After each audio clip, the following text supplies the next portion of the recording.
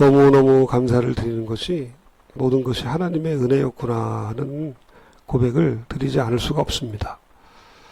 사실 이번 성지순례는 제가 원래 가려 했던 것이 아니었습니다. 원래는 이번 해의 6월쯤에 선교지를 몇 곳 들르려고 한 2년 전부터 계획을 하고 있었거든요. 몽골, 네팔, 인도네시아에 있는 우리 선교사님들을 들러서 좀 쉬다가 와야 되겠다 이런 생각을 했었습니다. 그런데 사임하게 돼서 선교지보다는 성지순례로 이제 방향을 틀었고 이번에 성지순례를 다녀왔는데 역시 하나님께서 꼭 필요한 은혜를 이번 성지순례 가운데 부어주셨습니다. 그래서 하나님은 정말 틀림없으신 분 같아요. 원래 생각했던 것은 제 동기 선교사님들을 만나러 몽골, 네팔, 인도네시아 일정을 잡았지만 그것을 취소를 하고 성지순례를 다녀왔는데 이 까치산 교회를 새로 시작하게 된 즈음에 필요한 은혜를 주셔서 너무나 감사를 드립니다. 쉴 겸해서 또 회복의 기회로 삼았는데 역시 하나님께서는 정확하게 필요한 곳에서 필요한 은혜와 감동으로 함께해 주셨습니다. 자, 오늘 우리가 읽은 디모데후서 4장 22절을 왜 제가 성지순례 후에 본문으로 정했냐면 이 디모데후서는 바울이 쓴 모든 서신 중에 가장 마지막 서신입니다. 바울 서신이 여러 개가 있지만 그 중에서 바울이 죽기 전에 마치 자녀들에게 주는 유언 같은 서신이 디모데후서거든요. 제가 얼마 전에 저희 장인어른 산소에 다녀왔는데 보니까 비석이 바뀌었더라고요. 그 비석 바뀌기 전에 비석에는 디모데후서 4장 7절 8절의 말씀이 원래 비문으로 적혀 있었습니다. 나는 선한 싸움을 싸우고 나의 달려갈 길을 마치고 믿음을 지켰으니 이 말씀이었는데 이번에 보니까 비문이 바뀌었더라고요. 여호와는 나의 목자시네. 그래요. 목사님들이든 선교사님들이든 자신들의 비문에 나는 선한 싸움을 싸우고 나의 달려갈 길을 마치고 믿음을 지켰다. 이걸 적는 분들이 많더라고요. 저도 사실은 바울의 유언 같은 디모데후서 4장 7절의 말씀이 제 묘소의 비문으로 적혔으면 이런 마음을 가지고 있는데요. 성지순례 후에 바로 이 바울의 마지막 서신 디모데후서를 정했고 그 중에서도 마지막 서신 중에서도 가장 마지막 절인 4장 22절이에요. 바울이 디모데후서 4장 22절을 끝으로 그는 로마에서 참수되어 죽게 됩니다. 이번에 갔더니 새 분수교회라는 교회를 갔어요. 그래서 교회 이름이 좀 이상하죠. 로마에 갔는데 새 분수교회는 뭐냐면 바울이 디모데후서를 쓴 다음에 참수를 당하거든요.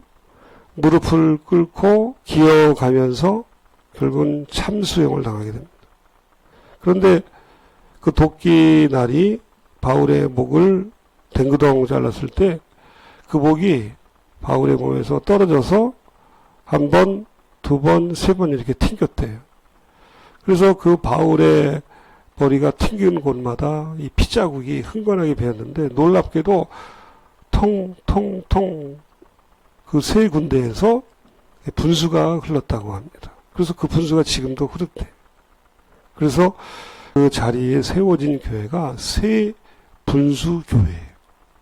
바울의 머리에서 흐른 그 피자국이 결국은 하나님의 생명의 은혜를 전하는 영생의 샘물이 되었다는 의미잖아요. 그래요. 디모데후서 4장 22절을 끝으로 바울은 참수되어 주님의 품에 안기게 됩니다. 바울이 로마의 감옥에 갇힌 것을 보통 두 번으로 보거든요. 그게 언제냐면 1차, 2차, 3차 선교 여행을 한 이후에 예루살렘에서 체포되어서 로마로 향하잖아요. 예루살렘에서 체포되어 로마로 향한 다음에 그곳에서 황제에게 항소를 하고 감옥에 갇히게 됩니다. 그런데 사실 그 감옥은 감옥이라고 하기보다는 연금 상태에 가깝다고 합니다. 사도행전 28장 30절에 보면 바울이 온 이태를, 즉 2년을 자기 셋집에 머물렀다. 그래서 그곳에서 말씀을 전했거든요. 한 2년간을 로마 감옥이라기보다는 연금 상태에 있었고, 이때는 상대적으로 좀 자유로웠고, 이때 바울이 감옥에서 4권의 편지를 쓰잖아요. 빌립보서, 골로새서, 에베소서, 빌레몬서. 자, 4권의 서신을 로마에서 기록을 합니다. 두 번째 투옥이 진짜 투옥이에요.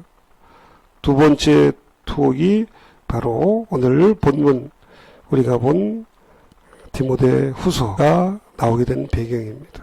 이때는 정말 감옥이에요. 이번에 보니까 정말 감옥이 있더라고요. 지하 감옥. 로마의 이 지하 감옥을 들렀습니다. 지하 감옥에서 참수가 됩니다. 자, 바울은 이 두 번째의 투옥 당시에 굉장히 어려운 상황이었죠. 디모데 후서 1장 15절에 보면 모든 사람이 나를 버렸다. 첫 번째 투옥된 것과는 달리 이 두 번째 투옥은 굉장히 어려운 상황이었습니다. 첫 번째 투옥된 다음에 석방되었지만 다시 또 선교 여행을 했다는 이야기도 있습니다. 그래서 그걸 4차 선교 이렇게 보는 학자들도 있는데요. 여하튼 중요한 것은 바울이 두 번째의 감옥에 갇혔을 때에 이 디모데 후서를 사랑하는 에베소 교회의 제자 디모데에게 쓴 거거든요. 너무 힘든 상황이었죠. 모든 사람이 다 나를 떠났다. 그리고 4장 11절에 보면 누가만 나와 함께 있느니라. 모든 사람이 다 나를 떠났고 그리고 오직 한 사람 누가만 나와 함께 있고 다 나를 버렸다. 디모데 후서 4장 16절입니다. 모든 사람이 다 나를 버렸고 하나도 없고 다 나를 버렸다. 그럴 수밖에 없죠. 그는 전제와 같이 내가 벌써 부어지고 나의 떠날 시각이 가까웠도다. 4장 6절에 고백하고 있습니다. 내 모든 육신이 전제처럼 하나님 앞에 부어지고 내가 떠날 때가 가까웠다. 이렇게 디모데 후서는 바울의 유언인데요. 그러면 이 바울의 유언처럼 하나님께서는 어떻게 우리와 함께 하시느냐. 4장 22절에 본문을 보면 바울은 이렇게 디모데에게 권면합니다. 나는 주께서 내 심령에 함께 계시기를 바란다. 무슨 말일까요? 바울은 알고 있었습니다. 나는 너와 이제 함께 할 수가 없다. 사랑하는 디모데야. 나는 너와 더 이상 함께 할 수 없다. 내가 전제와 같이 부어지고 이제 떠날 시각이 언제 떠나게 될지 모른다. 언제 내가 간수의 호출을 받고 형장의 이슬로 사라질 줄 나도 모른다. 바울도 모르는 거죠. 그러면서 바울은 나는 주께서 내 심령에 함께 계시기를 바란다. 나는 떠나지만 너의 영적인 아비이고 스승인 나는 너를 떠나지만 그러나 내가 비록 떠나더라도 주님은 너를 떠나지 않을 것이다. 나는 떠나더라도 주님은 너와 함께 하실 것이고 나는 너를 지켜주지 못하고 너를 도와주지 못해도 우리 주님이 항상 너와 함께 하실 것이다. 주의 은혜가 디모데 너뿐만 아니라 에베소 교회의 모든 성도들에게 함께 하실 것이다 하는 간구이며 기도 아니겠습니까? 그래요. 오늘 우리가 바울의 권면을 보면서 마치 우리 예수님께서 사랑하는 제자들에게 남기신 말씀과 너무나 동일하지 않습니까? 마태복음 28장 20절을 보면은요, 우리 주님께서 제자들에게 똑같은 권면을 하셨어요. 마태복음 28장 20절의 말씀입니다. 마태복음의 제일 마지막 장 마지막 절이잖아요. 내가 너희에게 분부한 모든 것을 가르쳐 지키게 하라. 볼지어다 내가 세상 끝날까지 너희와 항상 함께 있으리라. 아멘. 내가 세상 끝날까지 함께 있으리라. 바울은 디모데를 떠납니다. 디모데와 함께 할 수가 없죠.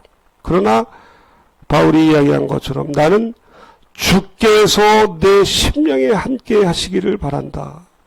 주님이 너와 함께 하실 것이다. 제자들에게 권면하신 것처럼 세상 끝날까지 내가 너희와 항상 함께 있으리라 하셨던 그 유언의 말씀을 바울이 자신의 삶을 통해서 디모데에게 다시 한번 확인시켜 준 거 아니겠습니까? 그래요. 주님이 저와 여러분과 함께하고 있는 줄로 믿습니다. 지금 바울이 우리와 함께하지 않아요. 예수님께서 육신으로 우리와 함께하지 않습니다.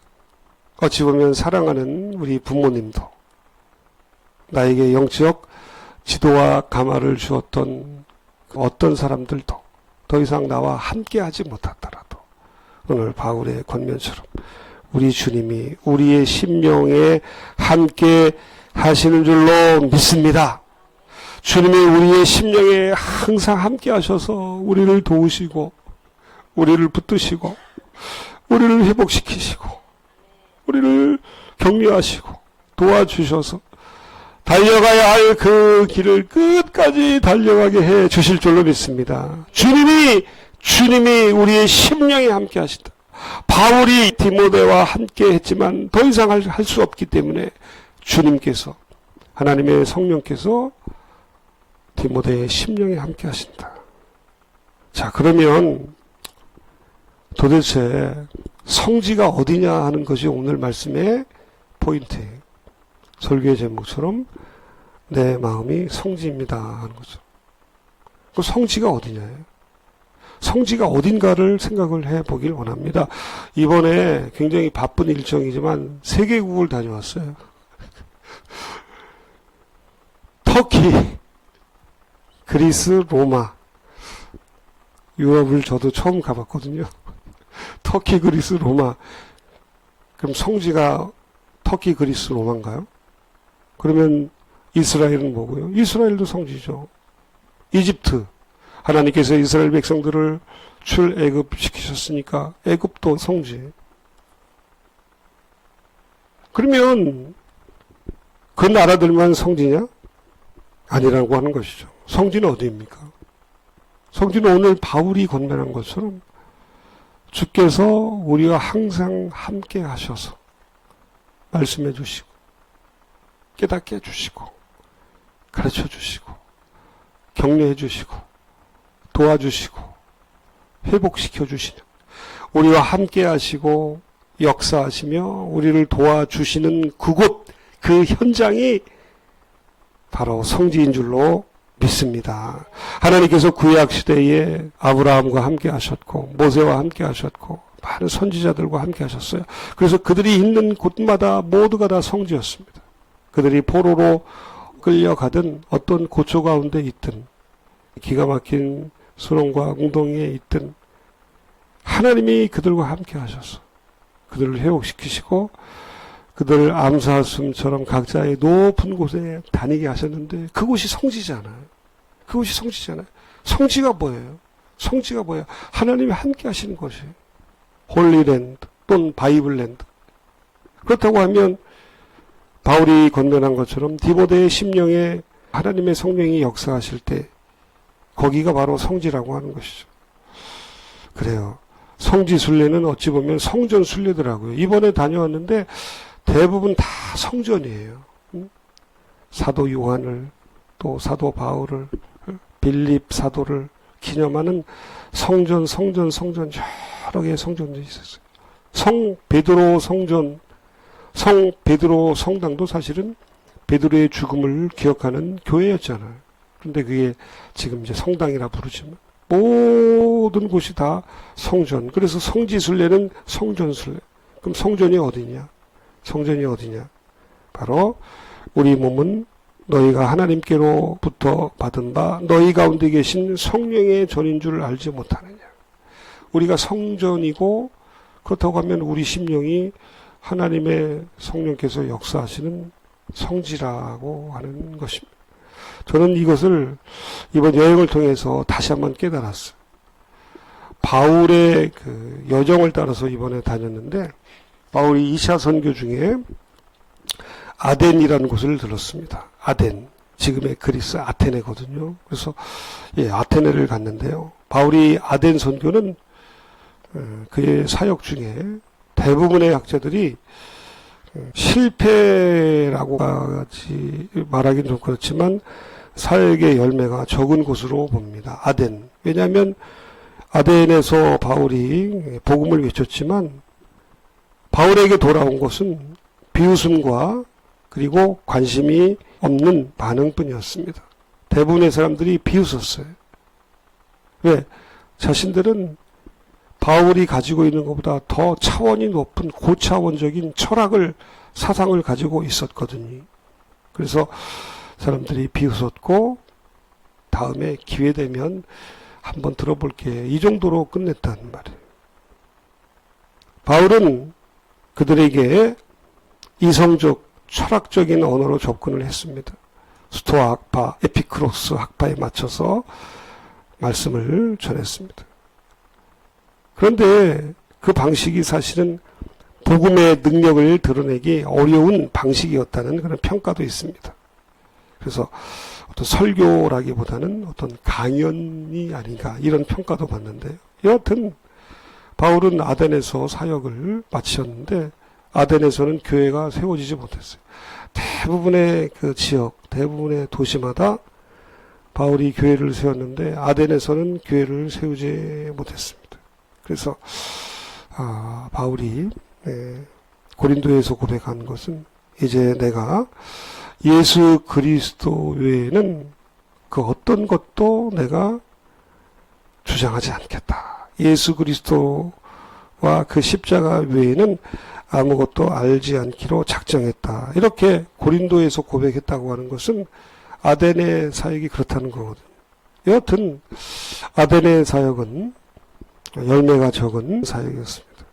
그런데 하나님께서 은혜를 주셔서 이런 아덴의 사역 다음에 이제 고린도에서 사역을 하는데 고린도에서는 많은 사람들이 회심을 합니다. 막 브리스길라, 아굴라 이런 사람도 만나고 회당장 같은 사람도 회심을 하게 되고 많은 사람들이 세례까지 받거든요. 아덴과는 완전히 다른 사역이에요. 그래서 이번에 성지순례 중에 주일에 예배를 드리는데 말씀을 전하시는 목사님이 이런 제목으로 말씀을 전하셨어요. 아덴이 있어야 고린도가 있다. 영적 실패와 좌절, 어둠의 기간이 끝나야 하나님께서 반드시 일으켜주시고 세우시는 시기가 온다고 하는 것입니다. 아덴이 있어야 하는 거예요. 아덴이 있어야 그 다음에 고린도의 사역. 예수님의 음성을 직접 듣기도 합니다. 고린도에서는 두려워하지 말고 잠잠하지 말고 말하라. 이 성 고린도에 내 백성이 많다. 이 고린도의 놀라운 사역의 은총. 또 교회가 세워지잖아요. 고린도 교회가 세워지고 그래서 고린도 전서, 고린도 후서를 보내는 바로 직전의 도시였던 아덴과는 딴판인 그런 사역의 놀라운 성공이 있었다고 하는 것이죠. 그래요. 아덴에 있어야 고린도도 있다고 하는 것이죠. 저도 이제 아덴에서 있으면서 사실 좀 마음이 곤고했어요. 야, 예수님께서 또는 신약 사도들이 당시에 있었던 그 현장은 그 현장을 갔지만 사실은 다 없어진 게 대부분이에요. 라오디게아, 에베소 교회, 빌라델비아 교회, 여러 교회를 다녔지만 사실 그 건물들은 이미 다 AD 300년, 400년 로마의 콘스탄티누스 황제 이후로 지어진 것들이거든요. 그러니까 생생한 제 마음에 좀 갈급함이 그거였어요. 그 당시에 바울의 그 생생한 현장을 볼 수는 없을까? 볼 수 없습니다, 여러분. 왜? 벌써 2000년이나 되었고 그곳에 남겨진 모든 그 교회나 건물, 유적지는 이미 기독교가 이제 로마의 국교로 지정이 된 300년, 400년 이후로 세워진 건물이었고 또 모두가 다 세월의 흔적에 따라 다 없어지고 또 다시 세운 인간의 손이 가미된 그런 유적들이라고 하는 것입니다. 제가 그런 걸 보면서 야, 이게 진짜 성지순례인가? 이런 마음의 갈등도 있었고 또 아내와의 이 작은 일들을 통해서 좀 마음이 좀 그랬어요. 그래서 혼자 아테네 바닷가를 혼자 걷고 이분은 이제 호텔에 있을 때 제 마음에 하나님께서 이런 마음을 주신 거예요. 성지는 바로 우리 마음이 성지다. 왜? 내 마음에 항상 주님이 역사하시잖아요. 내 마음에 항상 함께 하시잖아요. 내가 지금 마음이 아덴에서의 바울의 울적한 답답한 곤고한 심령 같지만 그러나 내가 너와 함께하고 내 심령에 있다. 바울 당시에 그 생생한 현장은 흔적은 찾아볼 수 없지만 그러나 그 주님 2000년 전에 바울과 함께 했었던 그 주님은 지금도 그 어떤 현장이 아닌 터키, 그리스, 로마, 예루살렘 어떤 현장도 아닌 내 심령 가운데 주님이 계시고 지금도 일하시고 함께 하시고 역사하신다. 할렐루야. 저는 오늘 이 설교의 제목으로 전한 이 구절 내 마음이 성지입니다. 이게 어찌 보면 이번 성지순례의 결론이에요. 제가 이번 성지순례 중에 어쩌면 우리 까치산 교회 같은 상황에서 초대 기독교인들이 믿음을 지키고 굳건히 신앙의 정죄를 지켰구나 했던 네 군데가 있었는데 괴레메라는 곳이 있어요. 괴레메. 이 괴레메는 초기 기독교인들이 동굴 속에 들어가서 믿음으로 신앙을 지켜내고 예배를 드리는 곳입니다. 괴레메. 그리고 대린구유. 대린구유는 그야말로 지하 도시예요. 응? 마치 땅굴처럼 생긴 그곳에서 기독교인들이 로마의 박해를 피하려고 신앙의 정죄를 지키려고 생활했던 곳. 그곳에 교회도 있고요. 학교도 있고요. 그리고 음식을 공급받는 그런 굴도 있고 그리고 그 환기를 시키는 환기구도 있어요. 그런 데서 그 축축하고 그 어두운 곳에서 신앙생활을 했더라고요. 그리고 메테오레. 이 메테오레는 그리스에 있는 건데 수도사들이 저 높은 바위로 된 곳에 바위에 동굴을 뚫고 거기서 수도원을 만들고 그곳에서 금식과 기도로 주님을 만난 곳이. 그리고 마지막으로 로마의 바울의 축축한 어두운 감옥. 저는 이 네 군데가 마치 우리 까치산 교회 같은 그런 환경이었겠구나. 그렇다고 하면 그 네 군데 괴레메, 대린구유, 마테오레, 바울 감옥과 이 까치산 교회를 비교할 때 우리는 지금 얼마나 좋은 환경에서 내가 기도하고 예배하고 있는가. 이런 생각을 다시 한번 하게 됐습니다. 얼마나 내가 복을 받은 자인가. 인솔하신 목사님에게 목사님 제가 이 바울 선교 성지순례를 17년 전에 이미 오리라고 마음을 먹었었는데 이 노회가 분열이 되고 이런저런 일 때문에 이제서야 왔습니다. 했더니 목사님 그런 소리 하지 마세요. 목사님 나이에 이 바울 선교 온 것도 결코 늦은 게 아니라 빨리 오는 거예요. 복 받은 줄 아세요. 그래서 부끄럽더라고요. 그래요. 봤더니 뭐 장로님 권사님들도 오셨는데 80대 70대가 대부분이에요. 우리 부부가 거의 두 번째로 어리더라니까. 그래서 내가 이런 복을 누리며 살아가고 있구나. 이 초대교회의 괴레메, 대린구유, 마테오레, 바울의 감옥에서 신앙을 지키라고 끝까지 믿음을 지켜냈던 그 사람들에 비해서 이 까치산 교회는 비록 지하이지만 얼마나 완벽하고 좋은 곳에서 너무나 풍성한 곳에서 예배를 드리고 있구나. 다시 한번 생각을 해보게 되었습니다. 말씀을 맺습니다. 어디가 성지입니까? 성지순례 가지 마세요. 갈 필요 없어요. 이런 말이 아니에요. 가보세요. 저는 이번에 가면서 다시 한번 종교개혁 코스도 기회만 있으면 가야 되겠다 이런 생각을 하고 있어요. 그래요. 성지는 어디가 성지입니까? 내 마음이 성지예요. 물론 그곳도 성지예요. 예?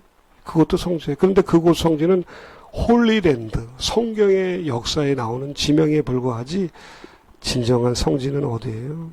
하나님의 성령께서, 예수 그리스도의 영께서 지금도 일하시고 함께 하시고 우리를 붙드셔서 주 예수의 복음을 전하는 데에 살아갈 수 있도록 우리를 붙드시는 그곳, 내 심령이, 그리고 우리의 삶의 모든 현장이 내 심령이 성지라면 우리가 함께 하고 있는 이 까치산 교회가, 우리가 학교에서, 직장에서, 어디선 무슨 일을 하든 살아가는 그 현장이 바로 하나님이 우리와 함께 하시는 현장인 줄로 믿습니다.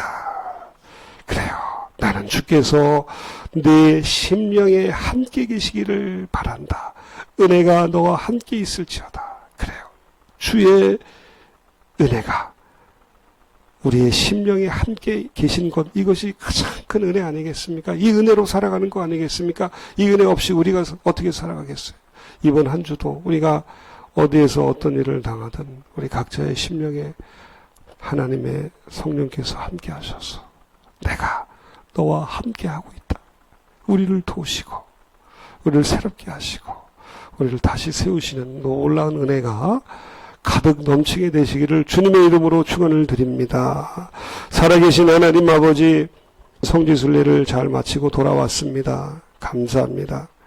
성지를 다녀왔더니 진짜 성지는 바로 내 심령이었습니다. 바울이 이야기한 것처럼 내 심령에 하나님의 성령이 함께 하실 때에 이곳이 성지이고 여기가 성지이며 또 우리가 살아가는 삶의 모든 환경 조건이 바로 하나님이 함께 하신 주님이 역사하시는 성지임을 깨닫고 그 주님을 의지하고 바라며 주님과 동행하는 복된 한 주간이 될 수 있도록 우리 하나님 아버지 축복하여 주시옵소서.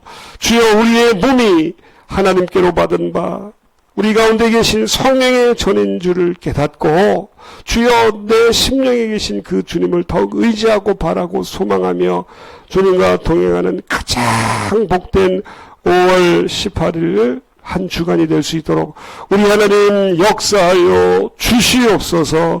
우리 구주 예수님 거룩하신 이름으로 기도하옵나이다. 아멘. 다 함께 일어나셔서 436장을 찬송을 드립니다.